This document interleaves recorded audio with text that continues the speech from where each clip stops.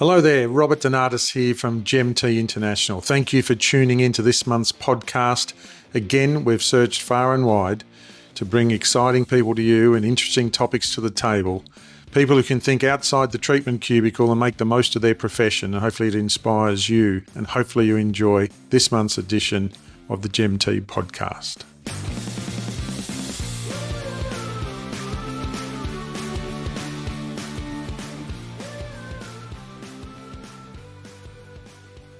Hi there, welcome to this month's edition of our podcast.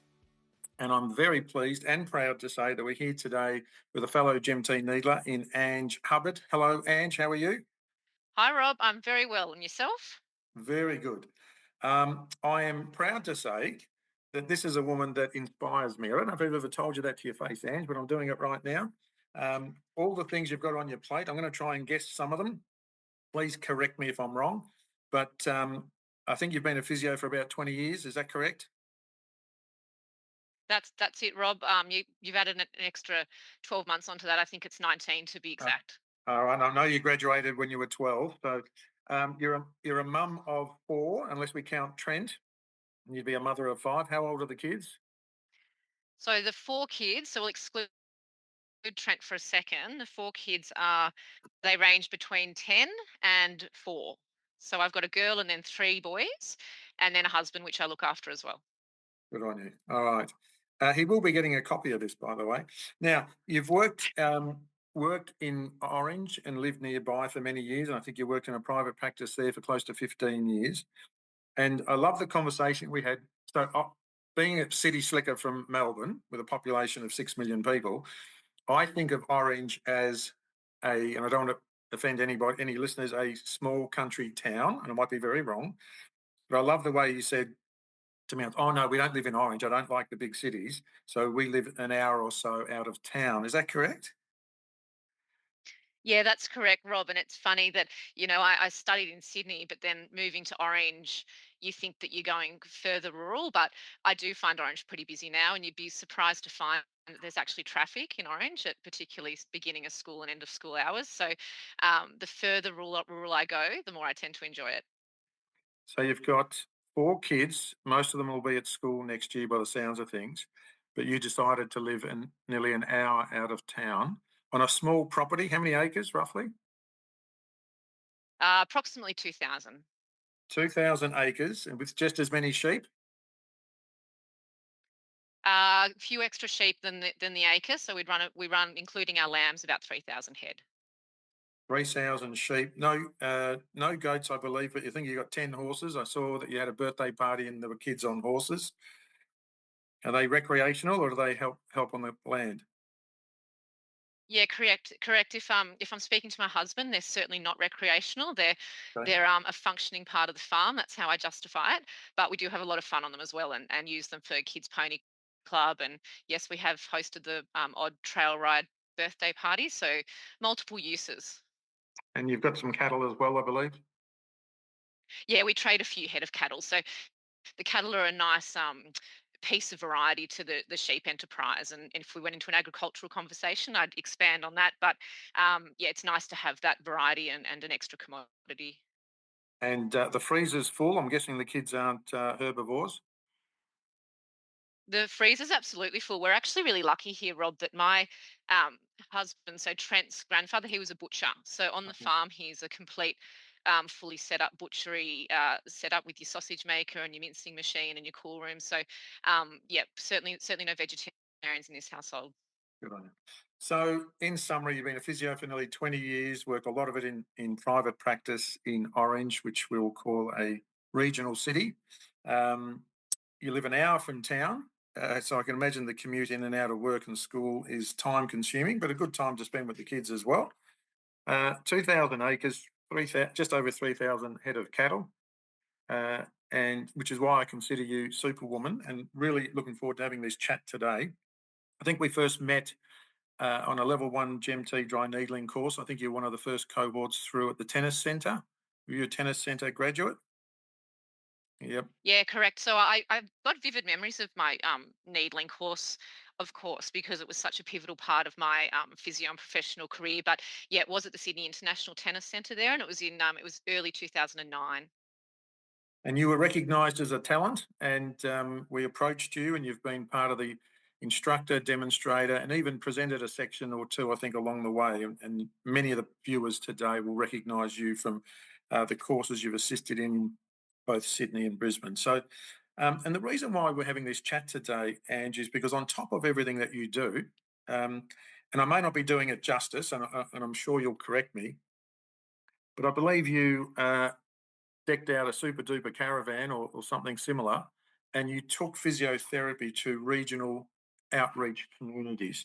I think you branded it. It was Phys X to you, and it was a mobile physio service. And again, I'll get you to expand on it. What I'd like to know is what made you set this up? What was your inspiration? If you can give us the why, the how, and the whens, um, I would love to hear it, and I'm sure our viewers would as well. Tell us about this mobile physio service.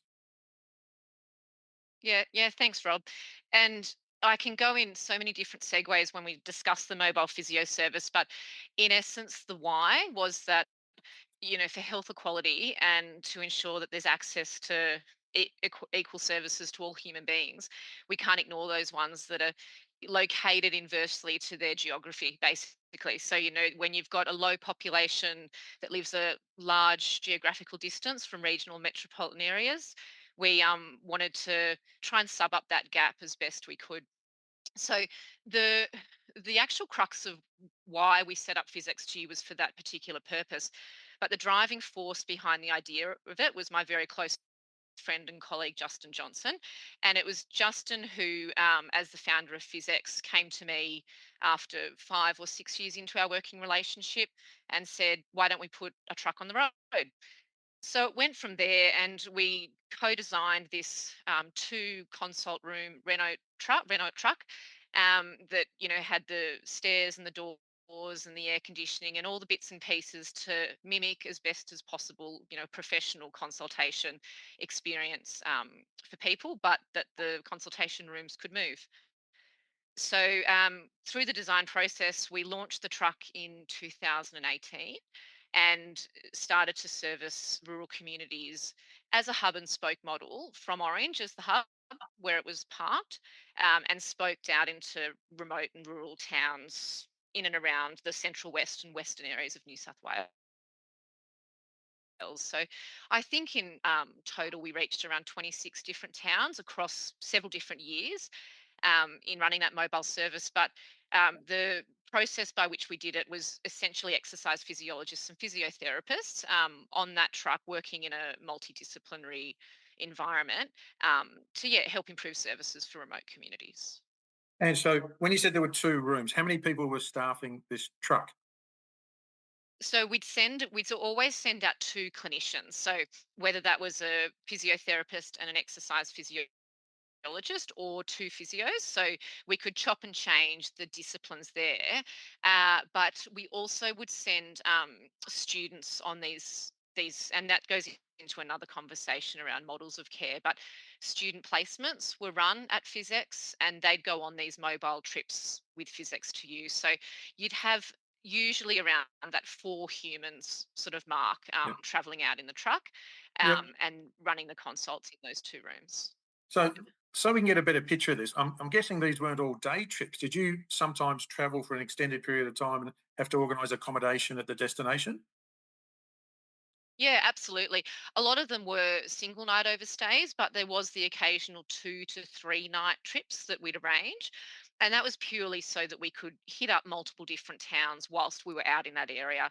So I used to explain it a bit like a train service. We'd be expressed to a location if there was the demand, or would be all stations to a location if there wasn't the demand in one specific location. And that comes down to supply and demand as to the expense of putting staff on the road, and then how you make that a viable product as well.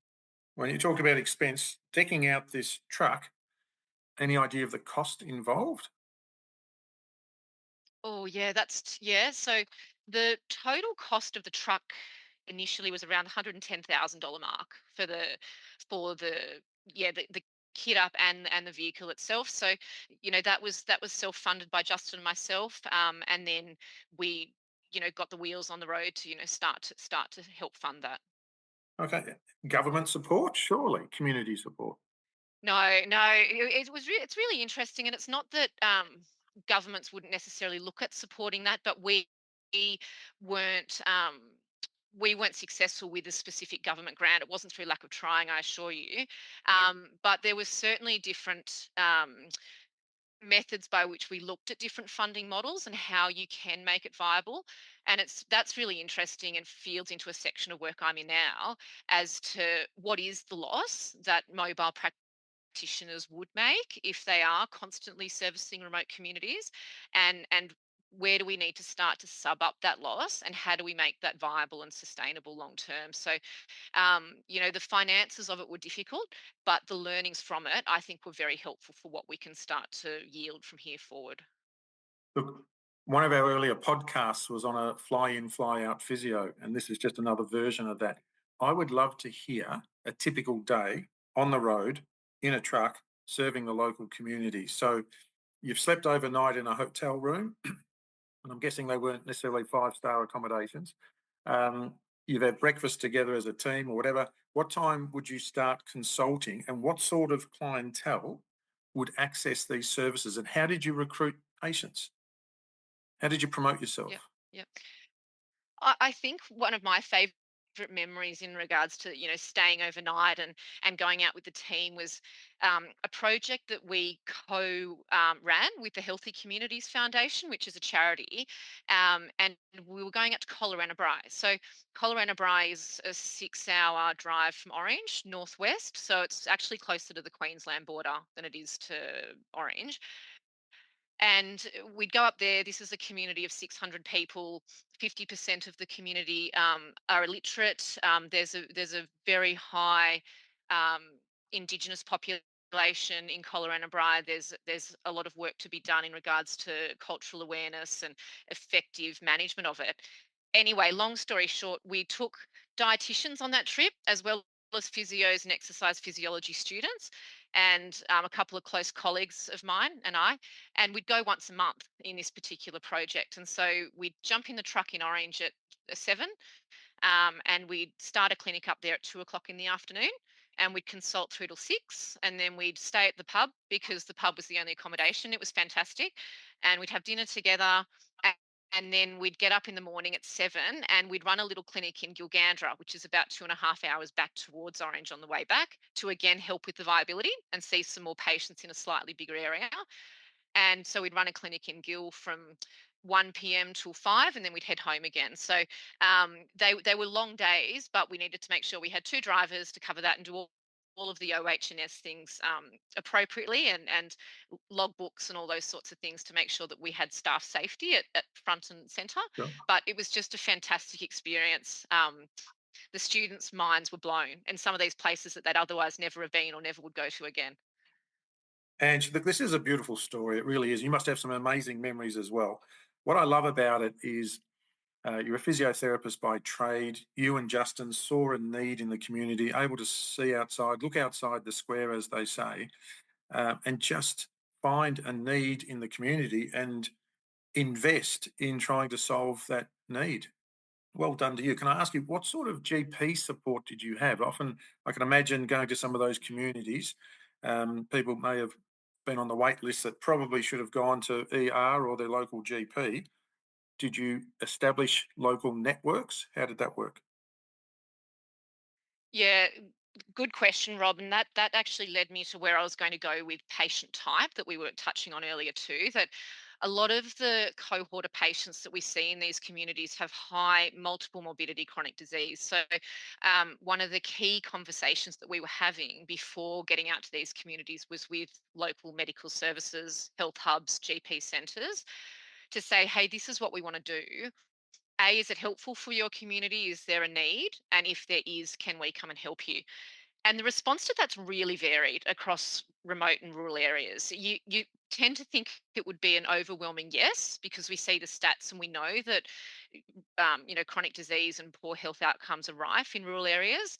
But there's a real thing in rural and remote communities on inherent local loyalty, which I completely appreciate as well. So it wasn't all smooth sailing with knocking on the door and saying, "Hey, we're going to come and do this and send us your patients." There was a lot of work to be done in rapport building and that humanistic nature that you need to make sure that people trust where they're sending their patients, which I absolutely validate. But they were very challenging clients and a lot of work in regards to, if you for a better word, sales, like having a Yes. conversation with these towns to invest in the service. Look, you just reminded me of a story.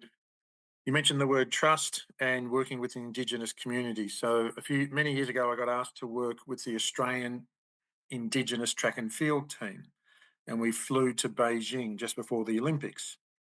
And I pretty much met the squad on the plane, and we had decided that I would do athletic screenings on the flight over because it was like an 8-hour flight. So I met with each person in the squad, 14 of them, and asked them all questions about their background, medical background, physical background, any previous injuries, all the rest of it. And I got it done pretty quickly. Sat back down next to the manager. She said, "How'd you go?" I said, "Hey, really good. Nice group." She said, "Out of interest, we'll just say, what did Justin say?" "Oh, clean bill of health." She said, "You're going to learn something about this unique community. Takes a long time for them to trust. Justin's had 2 Yep. arthroscopes, a shoulder repair, and he's diabetic." I went, "Okay, okay." So I understand the trust component. Um, you And I mentioned think, Rob, oh, sorry. no, go on. No, I was just going to say, I think that that's so true. And you knowing me so well, I'm one to want to rip in and get things done. And that just doesn't work when you're No, trying to run something that has so many different moving parts, excuse the pun. So it's been a fantastic learning curve for me to yes. go, well, hold on, wants and needs can be different of different people. And that's one of the biggest things I love about this is that it's an empathy and an understanding of how different communities and cultures work. And it's really been humbling to see that there's so much variety.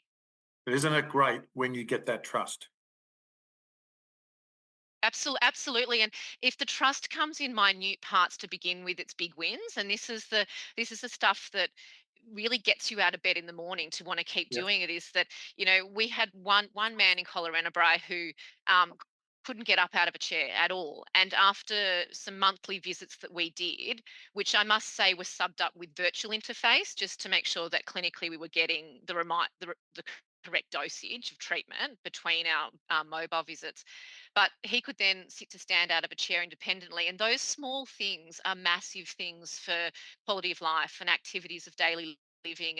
And that's why we're physios at the end of the day, is to improve people's physical and therefore holistic quality of life. And there's just so much more to our profession than probably what I thought there would be when I first went in as a new grad, 15, 20 years ago. Listen, I think you mentioned a dietitian. What other services were you able to bring to these remote communities? So the key ones in that particular conversation around Phys X to you were exercise physiology, physiotherapy, and dietetics. So that's where that sort of project or chapter closed. But then some of the work I'm doing now is looking into a whole cohort of different type of health workers and allied health professionals. So yeah, it's an ongoing project. Look, I could talk to you all day. We will soon bring this to a wrap up because it is the Australia Day weekend. But I'm not going to let you go without embarrassing you a little bit more. I did read along the way of a great achievement in being the recipient of the 2021 Rural and Remote Medical Services Award for your role in integrating rural health. Tell me about that. What a great accolade for you.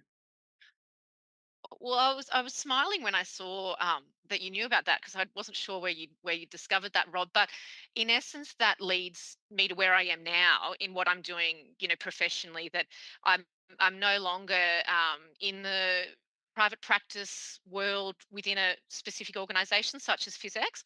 I work for myself in a mobile clinic, but running my own mobile clinic. But I also work for a charity called the Healthy Communities Foundation, and it's those guys that I was working with when I was running that mobile mobile truck anyway.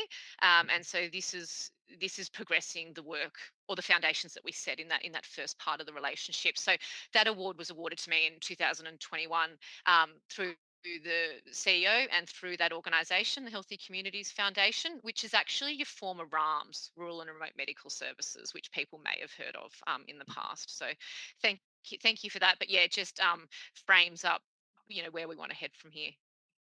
I think I knew you when you were just Ange Hubbard. Now, I also, through Google, found another organisation you're linked with, and you'll have to help me with the acronym, THCFA. What is all that about, and what's your role there? So that's Yep. So that's the Healthy Communities Foundation Australia. Right. So that's the charity that I now lead the integrated care pillar, we call it. So we run lots of different business models, but the underarching theme is health equality for all Australians. So rural and remote communities and minority population groups are a very key target for us. So we have GPs, nurse practitioners, Aboriginal health workers, allied health assistants. There's a big mind care, so mental health pillar as well. So um, it's been a really interesting learning curve, and then looking at social determinants too. So it's a fantastic organisation, and I'm really enjoying the challenge. Listen, I don't want to put you on the spot here, but if someone wanted to find out more about how to reach out to remote and rural areas to perhaps parallel some of the work you're doing, could they contact you perhaps on an email address, Ange? Yeah, absolutely. So that would be my charity email, which would be the best one, and I can share that with you, Rob, if that's Yep. easiest. You can verbalise Yep. it now, sure. So A Hubbard, AHUBBARD at the Healthy Communities Foundation Australia, which is just the letters. So thfca.org.au. So Hold on. Hold on. AHUB. THCFA. Yes, that's it. Yes, that's Yep. it. I should have written it down and had it in front of me. But A Hubbard dot Yep. at THCFA Good. and then .org.au. That's my Got it. email. All right. Excellent. Listen, just to wrap up, and I know this is meant to be about you, but this whole providing resources for remote and rural is certainly something that we've focused on. And last year we ran our first, I'm not sure if I told you, our inaugural course for GMT GP dry needling. And we had 8 um, rural GPs visit us on Boyne Island, um, thanks to Dr. Gaston, who hosted us. And they absolutely loved it. And we offered them a 2-day program on the basics of dry needling. And, some people said to me, oh, how can you teach a GP how to do dry needling? Well, we really revised some orthopedic testing, and we just gave them the basics of some of the most common things they see, which is neck pain, shoulder pain, back pain, and tennis elbow is very common in rural communities. And we're now rolling this program out. We've got 3 more courses in Queensland lined up in the first half of this year, um, aiming at exactly that, because so many people in these areas, they don't have private health cover, couldn't afford physio, chiro, or osteo, but they can get to their local GP who can bulk bill them. And as you know, dry needling can be diagnostic and can also start the healing process. So we're hoping we can have an impact on pain in these remote areas by upskilling some of these GPs. Hopefully, it'll avoid some unnecessary testing and hopefully free up some hospital beds as well. Best by giving them some of the basics. So we're on your bandwagon. You've inspired me. Ange, I want to thank you for your time on this Australia Day weekend. I don't say it lightly, and I don't say it to too many people. You inspire me. Mum of 4.5, running a household, running 2,000 acres and 3,000 head of cattle, and you've got time to dedicate your profession to people who need you the most. You are a champion. Thank you for your time. Thanks, Rob. I really appreciate it.